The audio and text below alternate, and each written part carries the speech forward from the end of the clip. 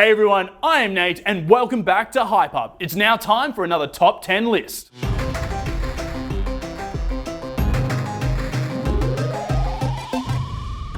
We thought for this list, we'd do the weirdest DC characters of all time. Hold on to your hats, this is going to be a ride. I feel a very strong emotional connection to a lot of the characters on this list. In at number 10 is Oftboy. Not Fallout Boy, Oftboy. The name of this character actually needs no explanation at all, and if you're struggling to work out what the superpower is, then I am very, very worried for the future. They pull their own arms off and use them as weapons. That's it. Their background isn't explored super specifically, but others have mentioned that he got this ability from carelessly holding onto anti-gravity metal element 152. We see them trialing to join the Legion, but they unfortunately are rejected. The character then later appears as Splitter, who makes it to the finals, but because of their nerves, they fall apart and don't get a membership. Talk about cracking under pressure. In at number 9 is Stoneboy. We have seen other superheroes transform their bodies into different substances, like Colossus turning into metal in Marvel movies, but this superhero takes it fundamentally too far. Appearing in Adventure Comics number 306, Stoneboy's power is the ability to turn him into stone. But once this has happened, he can't move at all. They basically just turn into a stone statue. This is an ability that is developed to survive the 6-month-long nights on his planet of Zwen. Through practice though, they have learnt the ability to transform specific parts of their body to stone just like their fists.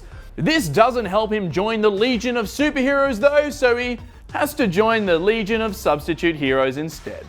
One of the interesting things about Stoneboy is that there's actually a comic where they turn him into stone and then they shoot him at a castle to destroy the walls.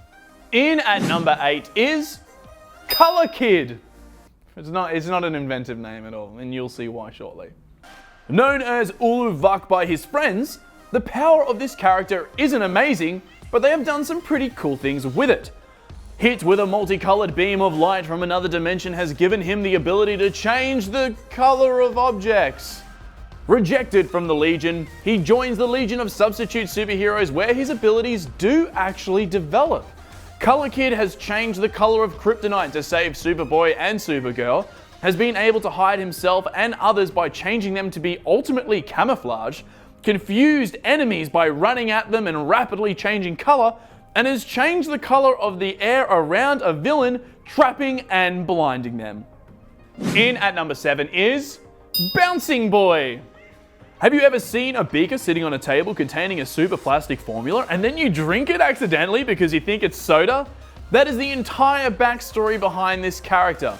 This mistake is something that I personally don't understand because Chuck Tane is actually a gifted engineer and architect. Chuck stays the same height with his ability but inflates to become a human sphere. This with his elastic property allows him to bounce off different surfaces, but he can do so indefinitely by tensing his muscles. Chuck is also part of the Legion of Superheroes, so he also has the ability to fly, which makes for some interesting battles when coupled with his super ability. Wonder if he would be blown away with a gentle breeze, just like a beach ball. In at number 6 is Matter Eater Lad. A name that is super easy to wrap your head around, this ability is one that belongs to all of the inhabitants of Bismol. Tenzil Chemis, part of the Legion of Superheroes as the 15th member after Bouncing Boy, and first makes an appearance in Adventure Comics 303 in 1962. The instances where this character is present in battles is rare, simply because the writers had the hardest time trying to include a character with such an ability. They can just eat anything. How is one supposed to fight like that? Due to their struggles, the writers will constantly write in that they needed to return to their home planet as part of the council because of their famed position within the Legion of Superheroes. Probably the easiest and laziest fix for this superhero. In at number 5 is Ten-Eyed Man. Appearing for the first time in Batman number 266 in 1970, Philip Reardon was a soldier in the US Special Forces during the Vietnam War. There, a frag went off, partially blinding him. He then becomes a security guard for a warehouse, which was a bombing target for thieves. After a mistaken altercation with Batman, the bomb goes off and permanently blinds him. Philip blames Batman and seeks vengeance. Thanks to Dr. Eggstrom, Philip's optic nerve is connected to the nerves in his fingers, giving him the ability to see from them along with a few other little advances. This gives him complete 360-degree vision and the unlimited ability to zoom in with his fingers. All of this, coupled with his Special Forces training, makes him an absolute unit, even if this ability is weird. In at number 4 is The Weird. That's their name, like that's it. On to the description. Appearing in 1988, this being comes from a race of pure energy entities that are from an alternate dimension. There they are enslaved by another race and are used as a form of energy. One escaped to Earth where they possess the body of a dead human called Walter Langley. While in this form, the Weird is able to phase through matter and become dense enough to have the same strength and durability as Superman.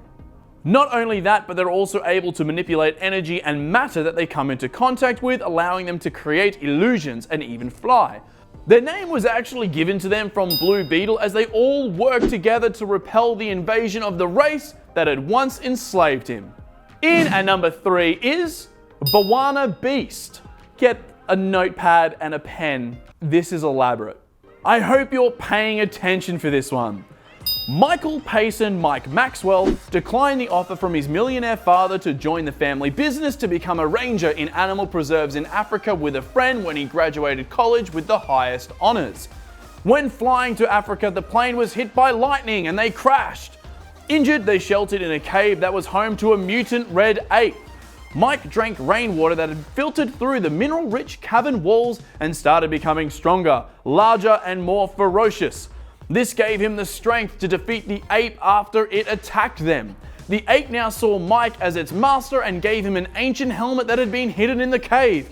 This helmet allowed Mike to understand the ape and to communicate and command other animals. Not only that, but they can merge up to 4 different animals together to create chimeras that they control. What a backstory. That's just how they become the Wannabeast. That's not even their superhero endeavors. That's just how they became that character. Good gracious. In at number 2 is Danny the Street. Danny the Street is probably the best superhero, FYI. Here's why. Appearing in Doom Patrol number 35 in 1990, Danny is a street. Yeah, not entirely sure how else to describe them. Danny is a sentient urban street that can just appear within the world without disturbing any of its surrounding when it appears. Most of this city replanning happens at night though, as this happening during the day would be very, very confronting. Not only can Danny transport themselves and the people on him to anywhere in the world, but he can also create anything you can think of, living and non-living, as long as they have enough power to do so. Danny is a real superhero though, as they spend their free time traveling the world seeking out people who need safety, shelter, and a community to call home. Before we reveal what number 1 is, what have you thought of the list so far? Do you want any of these superpowers at all? Let us know in the comment section down below, but it is now time for number 1. In at number 1 for the weirdest DC character of all time goes to Mojo. It's a really basic sounding name, but you have no idea what Mojo is. First appearing in Green Lantern Volume 2, number 188 in 1985, Mojo is a living and thinking planet who is part of the Green Lantern Corps. It will occasionally show this by altering plant growth on the surface to show off the classic Corps logo.